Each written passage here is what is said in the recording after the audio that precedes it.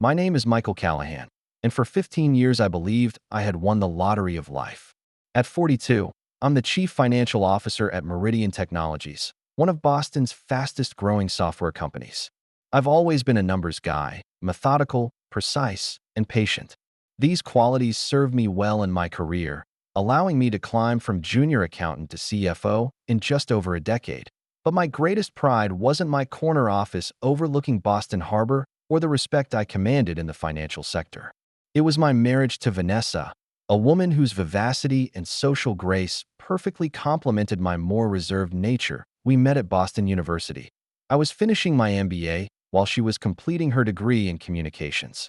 I was immediately struck by her confidence and charm. Where I analyzed, she intuited. Where I calculated, she created. She could walk into any room and immediately become its center of gravity, drawing people in with her warmth and quick wit. "You're the steady earth, and I'm the unpredictable wind," she once told me, laughing as she pulled me onto the dance floor at a friend's wedding. Together, we're unstoppable. After graduation, Vanessa built a successful career in public relations, eventually becoming a senior partner at Elevation PR, one of Boston's premier firms specializing in luxury brands and high-end real estate. Her client list read like a who's who of Boston's elite, and she thrived on the fast-paced, relationship-driven nature of her work. But we bought a brownstone in Beacon Hill, renovated it to blend historic charm with modern convenience, and settled into what I thought was an enviable life. We traveled extensively: Paris for our anniversary, Tokyo for a combined business trip, the Amalfi Coast just because Vanessa had always wanted to see it. We hosted legendary dinner parties where Vanessa would effortlessly mix CEOs with artists, creating the kind of social alchemy that made our home a coveted destination on Boston's social calendar.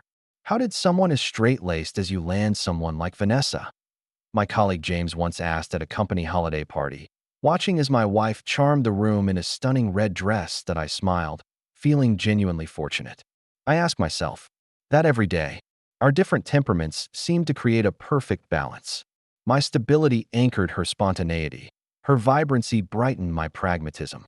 We were planning to start a family in the coming year, something we delayed while building our careers, but now felt ready to embrace the outside world. Our life looked flawless: successful careers, financial security, a beautiful home, and what appeared to be an unshakable partnership that I never suspected that the mathematical precision with which I approached life had blinded me to a critical miscalculation. The woman I trusted completely was living a double life. In finance, it's often the small irregularities that signal larger problems. A minor discrepancy in an account can reveal systematic fraud. A pattern of unusual transactions might indicate money laundering. My training had taught me to notice these anomalies, to recognize when numbers don't add up. It's ironic, then, that I missed the early signs of trouble in my own marriage. Or perhaps I chose not to see them, a form of willful blindness I would never have permitted in my professional life. The first discrepancies appeared about a year ago. Vanessa's work had always involved evening events and the occasional weekend commitment, the necessary networking that fueled her success in PR. But the frequency and urgency of these obligations suddenly increased. Elevation landed the Whitman Properties account, she explained one Friday evening, packing an overnight bag for what she described as a strategy retreat in the Berkshires. "This is huge, Michael. Alexander Whitman is expanding his luxury development portfolio across New England, and he specifically requested me as the lead on his account." I remembered Alexander Whitman from a charity gala Vanessa had dragged me to the previous year, a tall, confident man with salt and pepper hair and the easy charm of old money combined with new ambition. Even I could see why he was considered one of Boston's most eligible bachelors despite being in his late 40s. What I didn't know then was that he was actually married to Victoria Whitman, a prominent philanthropist who sat on the boards of several cultural institutions in the city. "That's great news," I said, genuinely happy for her success. "Will the whole team be there?" "Just the senior leadership and creative directors," she replied, carefully selecting which clothes to pack. "We need to map out the entire campaign strategy before presenting to the full Whitman team next week." I nodded, making a mental note to finally tackle the basement organization project I'd been postponing. "I'll miss you, but I'm proud of you." She kissed me quickly before continuing to pack. I'll make it up to you when I get back. Promise. These weekend retreats became regular occurrences over the following months.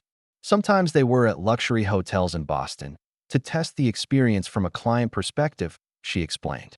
Other times they were in Newport, Cape Cod, or Vermont, locations where Whitman Properties was expanding. Other shifts in our routine were subtle but noticeable. Vanessa began working out more intensely with a personal trainer 3 times a week. She revamped her wardrobe, favoring more expensive designer pieces than she had previously indulged in.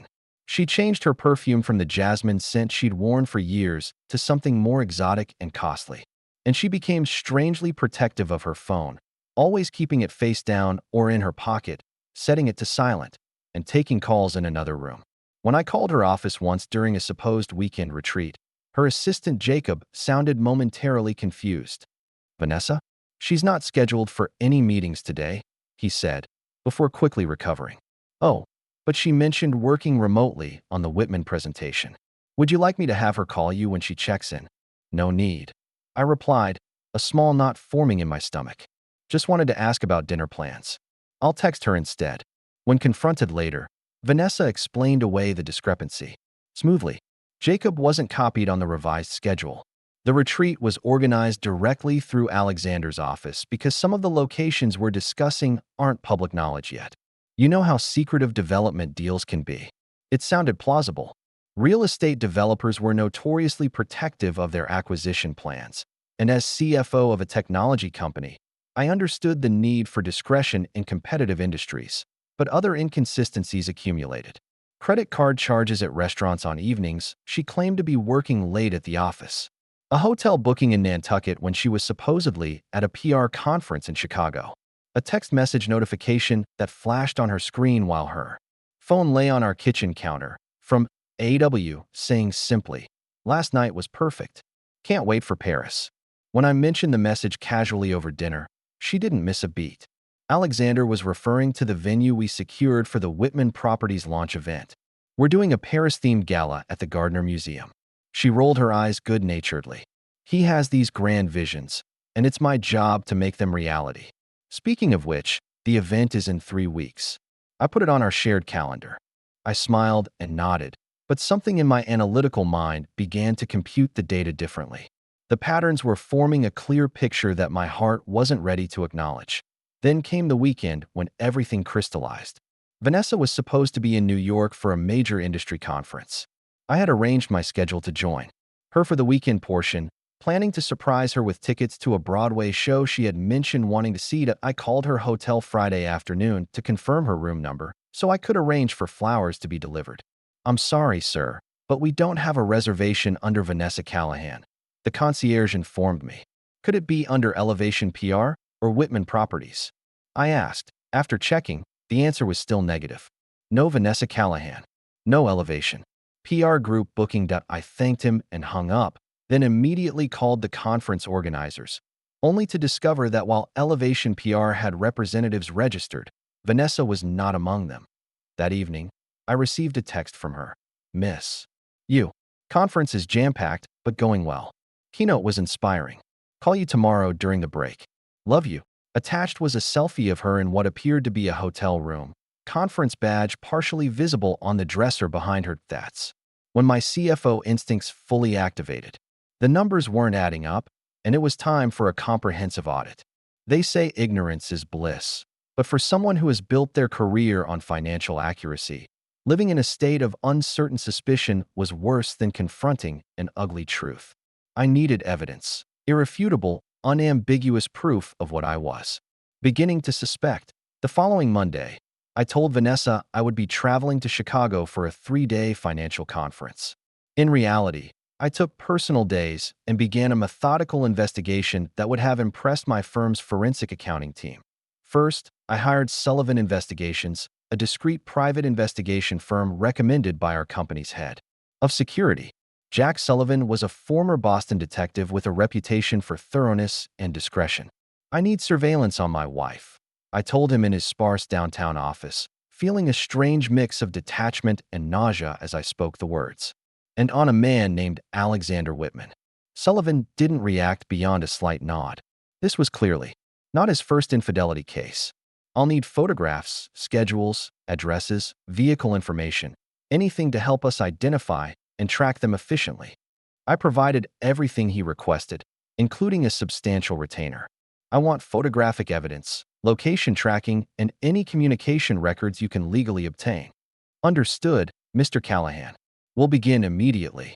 While Sullivan's team went to work, I conducted my own financial forensics. I reviewed our credit card statements for the past 18 months, noting patterns and anomalies. I examined our cell phone records, documenting call and text frequencies to unfamiliar numbers. I installed a discrete tracking application on our shared laptop, which captured login credentials to her personal email. What I found confirmed my worst suspicions and revealed additional betrayals I hadn't anticipated. Sullivan delivered his report within a week, sooner than expected. The manila envelope he handed me across his desk contained dozens of high-resolution photographs and a detailed written summary. "It's pretty straightforward," he said with professional detachment. "They've been meeting 3 to 4 times weekly for at least the past month, likely longer based on their comfort level with each other." The photographs told the story in excruciating detail. Vanessa and Alexander entering his penthouse in Back Bay, the two of them dining intimately at an exclusive restaurant in Cambridge. Alexander kissing Vanessa in his Mercedes as they sat parked near the harbor. Both of them checking into the Mandarin Oriental Hotel in the middle of a Tuesday afternoon. They appear to have established routines, Sullivan continued. Wednesday lunch meetings that last until mid-afternoon. Friday evening drinks that extend into overnight stays. And they've been making travel arrangements. He slid another document across the desk. Flight confirmations for 2 first-class tickets to Paris, departing in 3 weeks, coinciding with what was supposed to be Vanessa's mother's weekend trip to New York with friends. "What about his wife?" I asked, my voice surprisingly steady. Sullivan nodded, anticipating this question. "Victoria Whitman splits her time between their Boston residence and their house in Palm Beach. She's currently in Florida, serving as chairperson for a major hospital fundraiser. She's scheduled to return to Boston 2 days after their Paris trip concludes." "How long has this been going on?" "Based on our investigation and digital forensics, we estimate approximately 10 months. Possibly longer. 10 months. Nearly a year of lies, deception, and betrayal while I remained oblivious, focused on our future together. Planning for the family we would start. My own investigation of our finances revealed additional layers of deception. Vanessa had opened a separate credit card I knew nothing about. She had been transferring small amounts from our joint savings account to a private account, not enough to trigger my attention at any given time, but substantial when aggregated. Most disturbing was discovering emails discussing how and when she and Alexander might eventually leave their respective spouses. "I need to be careful with Michael," she wrote in one message. "He's always been methodical about our finances. Unlike Victoria's arrangement with you, we don't have a prenup, which works in my favor, but I need to manage this carefully." Alexander's response was equally calculating. "Victoria's family money is mostly protected, but I've built Whitman properties from nothing. My attorneys are exploring options that would minimize what she could claim of the business assets. We just need patience." They were not just having an affair. They were strategically planning an exit that would maximize their financial positions, a merger and acquisition of sorts, with Vanessa liquidating her assets, me, and Alexander restructuring his liabilities, his wife, before combining their portfolios. That night, alone in our brownstone, I sat at my desk surrounded by evidence of my wife's betrayal. The financial professional in me recognized this as a hostile takeover attempt that needed to be neutralized. The husband in me felt a cold rage unlike anything I had ever experienced that I would not confront Vanessa immediately. That would be emotionally satisfying, but strategically unsound. Instead, I would apply the same analytical precision to my response that I brought to complex financial transactions. If they had spent nearly a year planning their betrayal, I would design a proportional response. They wanted to destroy 2 marriages and walk away enriched and unscathed. I would ensure that the cost of their affair would be appropriately calculated, with compound interest. For 2 weeks, I operated with a sense of detached precision that my colleagues would have recognized from our most complex financial negotiations. By day, I performed my CFO duties with my usual diligence. By night, I constructed a multifaceted plan that would systematically dismantle the affair and its participants. My first step was to secure my financial position. I met with Patricia Winters, a divorce attorney known for her ruthless efficiency in high-asset separations. "I want to protect everything I've built," I explained, spreading the evidence across her desk. "But more importantly, I want to ensure that my wife's betrayal and financial deception are fully accounted for in any settlement." Patricia reviewed the materials with clinical efficiency. "Massachusetts is an equitable distribution state, not a community property state," she explained. "This gives us flexibility. The court considers factors like length of marriage, economic and non-economic contributions, and, most relevant to your case, marital misconduct, especially when it involves financial impropriety." She pointed to the documentation of Vanessa's secret accounts and transfers. "This shows a clear intent to hide marital assets, which courts view very unfavorably. Combined with the affair and their explicit discussions about manipulating the divorce process, we have excellent leverage." Under Patricia's guidance, I began tactical financial maneuvers. I documented all marital assets with timestamp verified records. I secured copies of tax returns, investment statements, property deeds, and bank records dating back 7 years. I changed beneficiaries on my life insurance and retirement accounts from Vanessa to my sister Kate. I opened new individual accounts at different banks and began legally transferring my individual earnings there instead of our joint accounts. Patricia also advised me to secure digital evidence properly. Courts can reject improperly obtained electronic evidence. We need to ensure chain of custody and demonstrate that access was legal. With this in mind, I enlisted Tyler Jensen, a certified digital forensic expert, to properly document and authenticate the electronic trail of the affair and financial deceptions. He created forensically sound copies of emails, text messages, and financial records, establishing timestamps and verification methods that would stand up in court. My financial defense is secure. I turned to the social and professional dimensions of my strategy. This would require more subtlety than the legal preparations, since the goal was not merely to protect myself, but to ensure appropriate consequences for both Vanessa and Alexander. First, I needed to understand Alexander Whitman's vulnerabilities. A thorough background investigation revealed several key leverage points. Whitman Properties was pursuing zoning changes for a major development in the Seaport District, with final approval hinging on a reputation for corporate and personal integrity. Victoria Whitman's family had deep connections to Boston's old money and cultural institutions. Her grandfather had established the trust that funded several influential foundations, and these connections were crucial to Alexander's acceptance in certain circles. Alexander sat on the board of New England Trust Bank, a position that required not just financial acumen, but unquestionable personal character. Vanessa's vulnerabilities were equally clear. Her position at Elevation PR depended on maintaining impeccable relationships with Boston's elite, many of whom were connected to Victoria Whitman's social circles. She was being considered for partnership based largely on landing the Whitman Properties account, a promotion that would be jeopardized if her methods of client relations became known. Her professional reputation as a strategic PR expert would be irrevocably damaged if she herself became the subject of a PR disaster. With these pressure points identified, I crafted what I termed a controlled disclosure strategy. Unlike a direct confrontation, which would allow them to control the narrative, this would ensure the affair was revealed in precisely the right sequence to maximize impact. I created a secure digital vault containing organized evidence packages, tailored to specific recipients. Victoria Whitman, Elevation PR's managing partners, the board of New England Trust Bank, the zoning committee, and key social connections. Each package contained only the necessary information for that recipient, carefully selected to trigger specific consequences, but I would not distribute these immediately. First, I would create the conditions for maximum effect. I scheduled a business trip to coincide with Vanessa and Alexander's planned Paris getaway. This would prevent any premature confrontation and allow me the operational freedom I needed.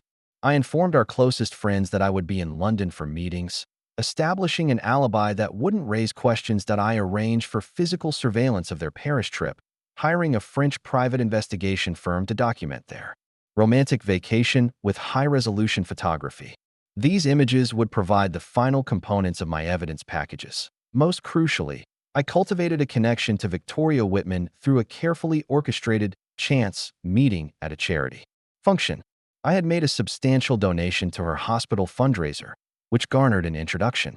Our brief conversation established me as a potential supporter of her philanthropic work, creating a legitimate reason for future communication. The week before their Paris trip, I made a final preparation. I arranged a meeting with Robert Hammond, the managing partner of Elevation PR and Vanessa's direct supervisor. I've always admired the ethical standards Elevation maintains with client relationships. I mentioned during our lunch, which I had suggested under the pretense of discussing potential PR needs for Meridian Technologies. That's why Vanessa has been so fulfilled working here. The firm's values align with her own professional integrity. Hammond nodded appreciatively, unaware that I was establishing a baseline against which Vanessa's behavior would soon be measured. We pride ourselves on those standards. They're non-negotiable in our industry. By the time Vanessa kissed me goodbye and left for what she claimed was her girls' weekend in New York, every element of my plan was in place. As I watched her taxi pull away, I felt a strange sense of calm. The husband who had been betrayed wanted to scream, to confront, to demand answers. But the strategist in me knew that patience would yield far more satisfying results than I in chess.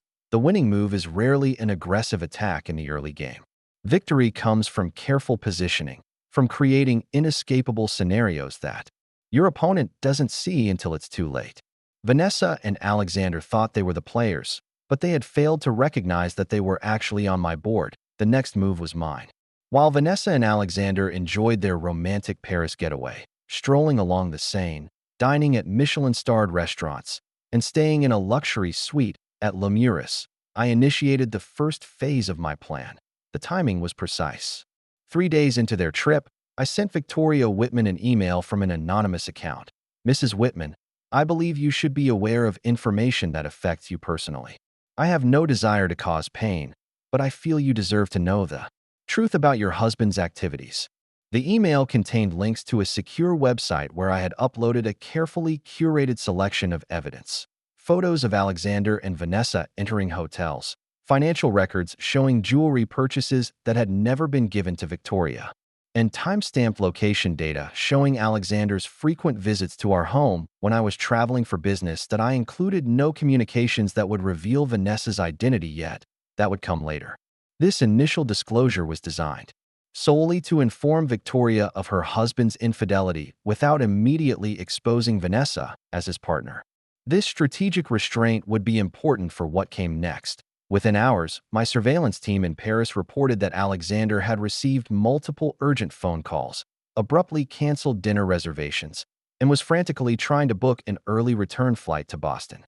Vanessa, they noted, appeared confused and increasingly distressed.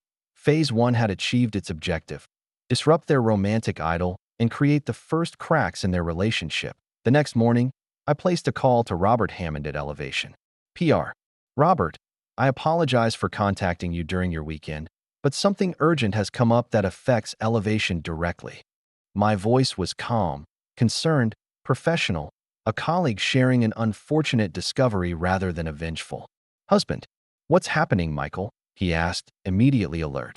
I've received some disturbing information about a potential ethical breach involving the Whitman Properties account. I'm only calling you because of my respect for Elevation's reputation and my concern about possible blowback that could affect my wife's career. I explained that Victoria Whitman had discovered her husband's infidelity and was investigating who might be involved. I implied that the situation could potentially implicate Elevation PR in a scandal if one of their employees was the third party.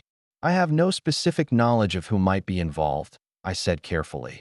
But given Vanessa's work with the Whitman account, I'm concerned she might be unfairly caught in the crossfire when this becomes public. I thought you should be prepared. Hammond was silent for a moment. I appreciate the heads up, Michael. This is certainly concerning. Have you spoken with Vanessa about this? She's at a conference in New York. I lied smoothly. I didn't want to worry her until I had more information. But I thought Elevation's leadership should be aware of the potential situation. After ending the call, I sent a simple text to Vanessa. Victoria knows. Hammond is asking questions. You should come home immediately. The calculated ambiguity was intentional. She would assume I had discovered the affair and informed others, creating immediate panic without providing clarity about how much was actually known or by whom. My surveillance team confirmed the text's impact. Vanessa read the message during breakfast, visibly paled, and immediately excused herself. Within an hour, she had booked a return flight to Boston, separate from Alexander's. The controlled demolition continued with precision throughout the day. I placed strategic calls to mutual friends, expressing vague concern about Vanessa's exhaustion and unusual behavior recently. I contacted Alexander's executive assistant under the pretense of scheduling a meeting about potential investment opportunities, casually mentioning that I understood Mr. Whitman had unexpectedly returned from Paris due to a personal matter. By the time Vanessa's flight landed in Boston the following morning, the groundwork had been laid for Phase 2. The information wasn't yet public, but key pressure points had been activated. Victoria was aware of Alexander's infidelity.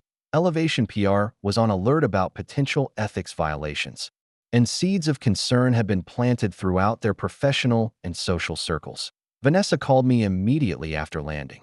"Michael, I need to talk to you," she said, her voice tight with controlled panic. "Something urgent has come up. I'm in meetings all day," I replied calmly. "We can talk tonight at home." "This can't wait. 7 p.m., Vanessa. I'll see you at home." The delay was strategic, giving her hours to contemplate what awaited her, to wonder how much I knew, and to experience the growing anxiety of impending exposure.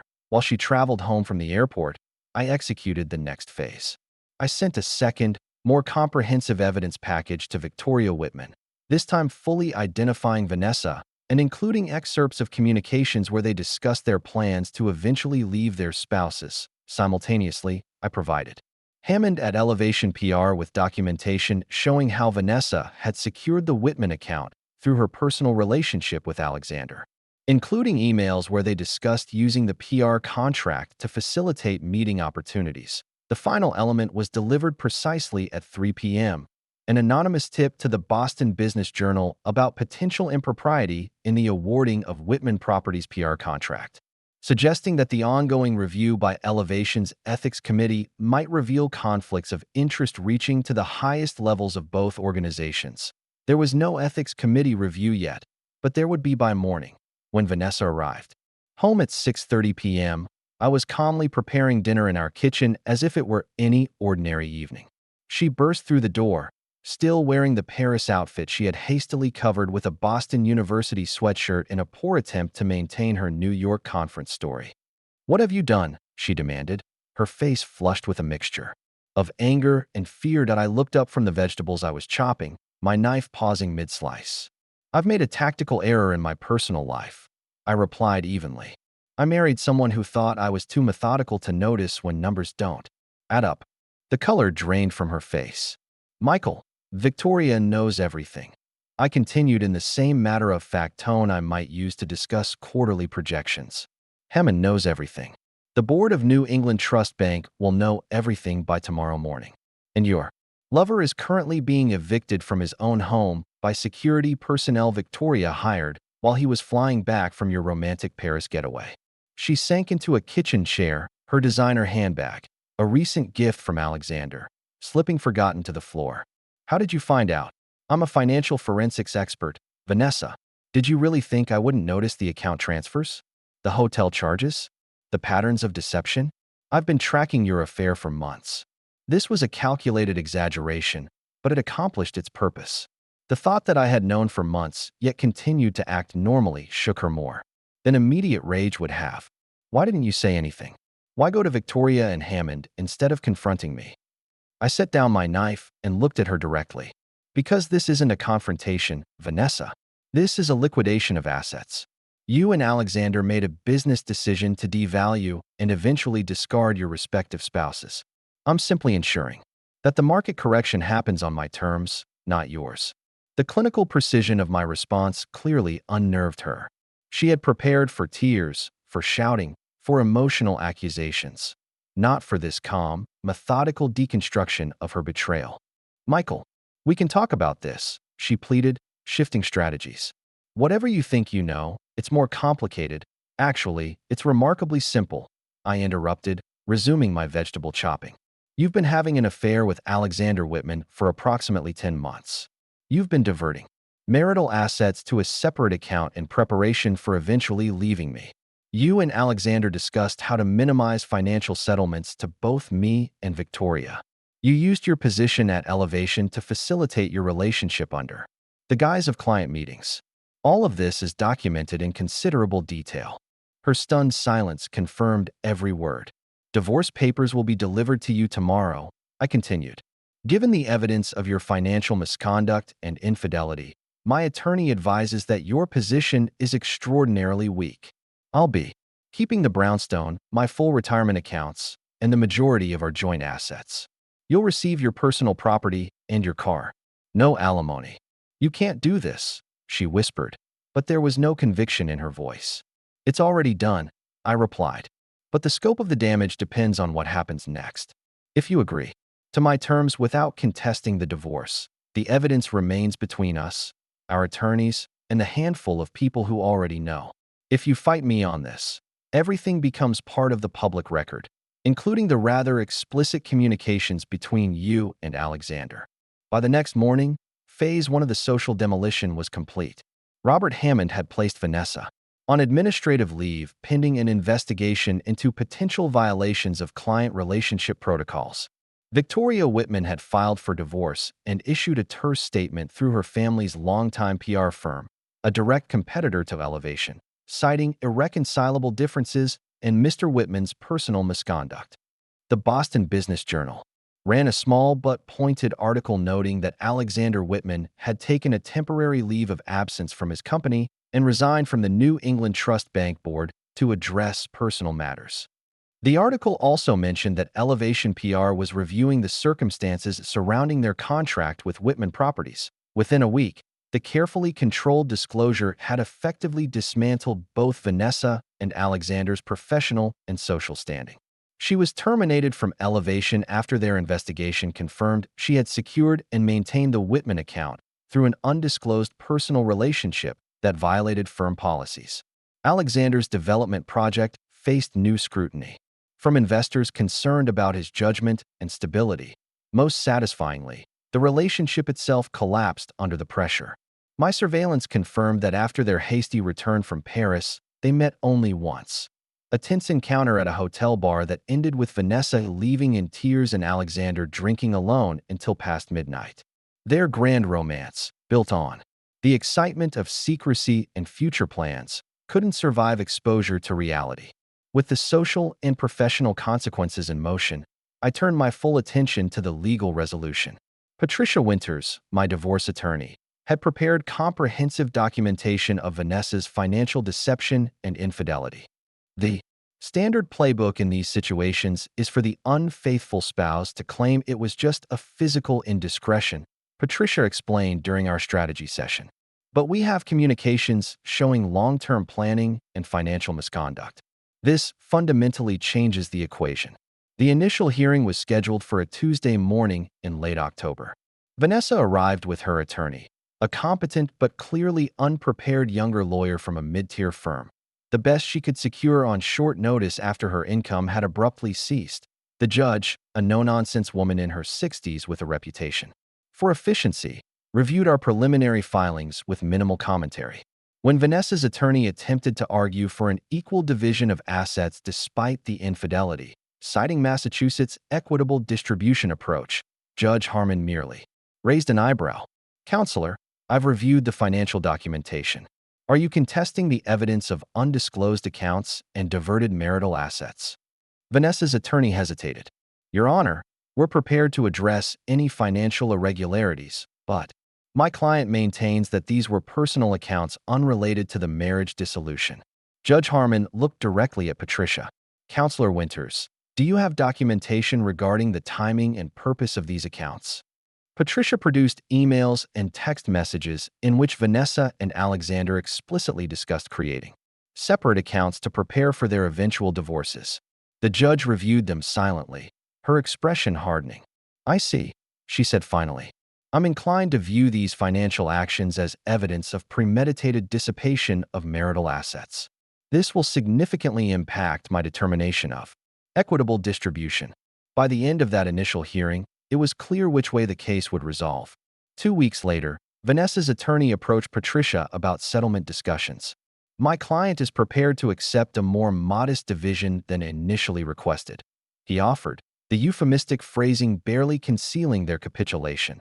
The final settlement was everything I had sought. I retained ownership of our brownstone, my retirement accounts, and investment portfolios. Vanessa received her personal property, her car, and a cash settlement that amounted to approximately 15% of our marital assets, far less than the equal division she had expected to secure. The settlement included a confidentiality clause preventing either of us from publicly discussing the details of our divorce or the circumstances surrounding it. This was primarily for my benefit, ensuring that my professional reputation remained untarnished by association with the scandal. Victoria Whitman's divorce proceedings followed a similar trajectory, but with significantly higher stakes. Alexander's attempts to protect his business assets failed spectacularly when Victoria's attorneys presented evidence that he had discussed using company resources to facilitate his affair. The judge in their case was particularly unsympathetic to his arguments for protecting Whitman properties from division. The final resolution saw Victoria receiving their primary residence in Back Bay, a substantial cash settlement, and a 40% ownership stake in Whitman properties, a company Alexander had built from the ground up and had been determined to protect at all costs. As Vanessa signed our final divorce papers in Patricia's conference room, she looked at me with a mixture of resentment and reluctant respect. "You could have just confronted me," she said quietly. "We could have handled this privately, just like you and Alexander were handling your exit strategy privately." I replied, matching her tone. "You wanted to control the process to your advantage. I simply ensured that wasn't possible." "I didn't think you had this in you," she admitted. "The calculated precision of it all. It wasn't the Michael I knew." That's the irony, Vanessa. This is exactly who I've always been. Methodical, thorough, attentive to details. You just never bothered to consider how those traits might work against you rather than for you. As I walked out of the attorney's office that afternoon, divorce papers finalized and filed, I felt no triumph or vindication. Only the quiet satisfaction of a complex project completed with precision and effectiveness. The demolition of our marriage had been conducted according to plan, with each phase executed on schedule and achieving its intended outcomes. Phase 1, intelligence gathering. Phase 2, strategic positioning. Phase 3, controlled disclosure. Phase 4, legal resolution. All completed with the same methodical attention I brought to my work as CFO. The final numbers balanced perfectly. 1 year after the divorce was finalized, I stood in the kitchen of my newly renovated townhouse in Boston's South End. I had sold the Beacon Hill brownstone. Too many memories, both good and bad, lived within those walls. The proceeds funded this fresh start, a historic building with modern interior, large windows overlooking a quiet courtyard, and no ghosts of betrayal haunting the hallways. The transition hadn't been easy, despite the satisfaction of executing a flawless strategy. For 15 years, I had built my identity partly around being Vanessa's husband, the steady, reliable counterpart to her vivacity. Without that role, I had to recalculate who Michael Callahan truly was. My sister Kate had been my anchor during the darkest moments. "You've always defined yourself by your precision and integrity," she reminded me over dinner shortly after the divorce. Those qualities didn't disappear when Vanessa did. She was right, of course. I'd allowed my professional traits to guide my response to betrayal, but I hadn't yet applied them to rebuilding. I created a new balance sheet for my life. Assets, financial security, professional respect, a small circle of loyal friends who had chosen me over social convenience. When the divorce became public, liabilities, trust issues, occasional loneliness, reluctance to engage socially. The balance clearly favored moving forward. Even if the path wasn't immediately clear, I threw myself into work initially, accepting a promotion to executive vice president at Meridian Technologies. The additional responsibilities provided welcome distraction, and my methodical approach to the divorce had, somewhat ironically, impressed our CEO with my crisis management capabilities. You handled an impossible situation with remarkable composure, he told me during my performance review. That kind of steady navigation through turbulence is exactly what we need in executive leadership. As for Vanessa and Alexander, their fortunes had declined precipitously since the exposure of their affair. The controlled demolition I'd engineered had cascading effects I hadn't fully anticipated. Vanessa struggled to rebuild her career in public relations. The Boston PR community was small and tightly connected, and the circumstances of her departure from Elevation had become industry knowledge. She eventually secured a position at a much smaller firm in Providence, Rhode Island, a significant step down from her senior partnership track at one of Boston's premier agencies. I heard through mutual connections that she had attempted to rekindle her relationship with Alexander after the dust settled, but the attempt failed spectacularly. Without the thrill of secrecy and the promise of a wealthy future together, whatever genuine connection they might have had quickly evaporated. Alexander, still reeling from his financial losses in the divorce settlement with Victoria, had apparently blamed Vanessa for not being more discreet, suggesting that her carelessness had led to their exposure. Alexander's professional decline was even more dramatic. Victoria's 40% ownership stake in Whitman Properties gave her significant influence over company operations. She leveraged her family's extensive business connections to gradually marginalize Alexander within his own company. Within 18 months, he had been effectively sidelined, technically still the CEO, but with diminished authority and constant board oversight. The Seaport District development, which had been poised to be his crowning achievement, stalled amid financing concerns triggered by the publicity surrounding his personal conduct. Several key investors withdrew, citing governance concerns. The project was eventually sold at a substantial loss to a competitor who had once sought Alexander's mentorship. Victoria, meanwhile, had emerged from the divorce with her dignity and social standing intact. Her graceful handling of the public scandal, refusing to engage in mudslinging while quietly distancing herself from her disgraced husband, had actually enhanced her standing in Boston society. She increased her philanthropic activities and was recently appointed chairperson of the Museum of Fine Arts Board, a position Alexander had coveted for years. That I encountered Victoria occasionally at business functions. Our interactions were brief, but cordial, characterized by a mutual respect born from shared experience.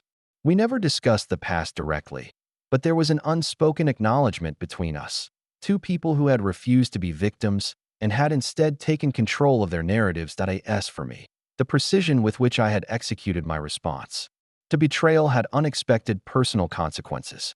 Several colleagues and friends, particularly those going through their own relationship difficulties, sought my advice on handling complex emotional and financial entanglements. I found myself becoming a reluctant but effective counsel on protecting oneself while navigating life's more painful transitions. 6 months ago, I met Elise Chun at a financial technology conference in Chicago. As the founder of a promising startup developing AI solutions for investment analysis, she approached me after my presentation on adaptive risk management strategies. "Your approach to identifying anomalous patterns is fascinating," she said, extending her hand. "It has applications beyond financial markets." Her directness and intellectual curiosity were immediately appealing. Unlike Vanessa's social magnetism, Elise possessed a quieter intensity, a focused intelligence that found excitement in complex problems rather than social approval. Our professional discussions evolved into dinner, then regular video calls between Boston and Chicago, and eventually, weekend visits. 3 months into our relationship, I found myself sharing the full story of my marriage and divorce, something I had discussed in detail with only my sister and my attorney. Elise listened without interruption, her analytical mind visibly processing the narrative. When I finished, she was quiet for a moment before responding. "You applied the same precision to protecting yourself that you bring to financial oversight," she observed. "It's both impressive and slightly terrifying." "Terrifying?" I asked, uncertain of her meaning. "The methodical dismantling of their lives," she clarified. "Not that they didn't deserve consequences, but the calculated precision of it reveals something most people keep hidden: the capacity to be utterly dispassionate when wounded." Her assessment was uncomfortably accurate. In my most honest moments, I recognized that my response, while justified, had revealed a coldness in me that I hadn't fully acknowledged before. Does that scare you? I asked. She considered the question carefully. No, she finally said. But it makes me value honesty and transparency even more. I'd never want to be on the receiving end of that kind of strategic response. Neither would I admitted. And I never want to be the person who has to deploy it again. The irony wasn't lost on me that my methodical revenge had actually made me more committed to emotional authenticity, not less. The careful armor I had constructed during my marriage to Vanessa, accepting her half-truths and strategic omissions, had been a form of self-betrayal. With Elise, I was learning that precision and emotional honesty weren't mutually exclusive. Last month, Elise accepted a partnership opportunity with a Boston-based venture capital firm, relocating her company's headquarters to be closer to East Coast financial institutions. And, though she wouldn't admit it was a factor, to me, we're taking things slowly, both of us bringing the caution of past experiences to this new connection. Yesterday, as we walked along the harbor, she asked me if I ever regretted the comprehensive nature of my revenge. Not the protection of my interests, I said after consideration. But sometimes I question whether I needed to be so thorough in the destruction of theirs. Would partial measures have been enough? She asked. Always the pragmatist, I thought about Vanessa and Alexander's methodical planning, their calculated deception, their willingness to discard their spouses while maximizing their financial positions. No, I concluded. The thoroughness wasn't about vengeance. It was about ensuring complete resolution, no loose ends, no lingering vulnerabilities. In finance, we call it closing the position. She nodded, understanding the concept. And is the position fully closed now? I looked out at the harbor, where ships were navigating the complex channels with careful precision. Yes, I said with certainty. The accounts are settled. The balance is restored. And it was true. The calculator, in my mind, the one that had tracked debits and credits of betrayal and justice, had finally reached zero. The ledger was balanced. The game was over. As we continued our walk, I realized that the methodical approach that had served me in dismantling my past was now equally valuable in constructing my future, this time with the additional variables of honesty, mutual respect, and clear-eyed acceptance of who we both were. Some might call what I did to Vanessa and Alexander revenge. I prefer to think of it as a necessary correction, a restoration of proper values in an equation that had been deliberately distorted. The market always corrects eventually.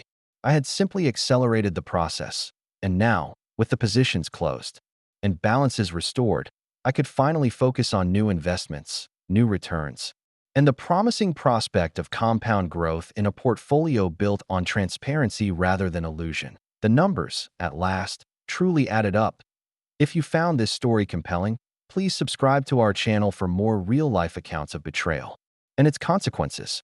Remember, these stories are shared not to promote vengeance, but to illustrate the human capacity for resilience in the face of profound betrayal. Sometimes, the best revenge isn't about getting even, it's about getting better.